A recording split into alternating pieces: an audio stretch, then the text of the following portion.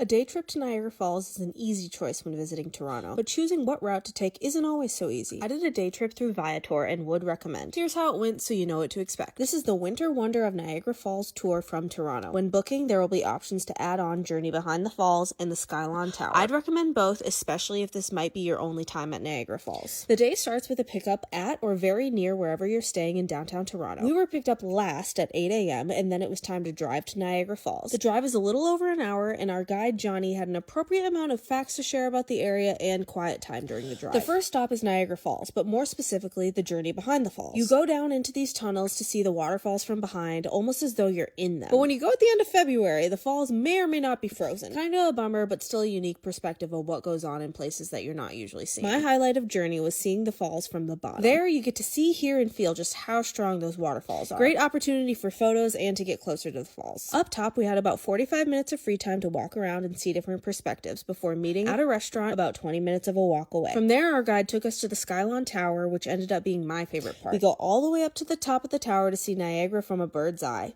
You can see everything from where you just were to the American side of the falls to panoramic views of the entire area. There's even a rotating restaurant a couple of floors from the top to grab food or a drink while taking in the views. After getting back down to earth, you'll take a quick drive and stop at Maple Leaf Tavern for some maple syrup tasting, very Canadian, and some other samples of chocolate and maple snacks before it was time to head back to Toronto. On the drive back, we drove by the Floral Clock, Botanical Gardens, and wineries of Niagara on the Lake, but again, it being February, the flowers weren't quite there yet. Johnny gave us a rundown of the city, pointing out popular buildings, the control dam, and more, and we did a quick stop to take photos at the natural whirlpool rapids that the river passes through. Once back in Toronto, we had the option to be dropped off where we were picked up or at the St. Lawrence Market. It was about a 7-hour day, and we were back in time for a late lunch and evening in the city. Comment below any questions on the tour or how you saw Niagara Falls, and follow for more tips and itineraries. Happy traveling!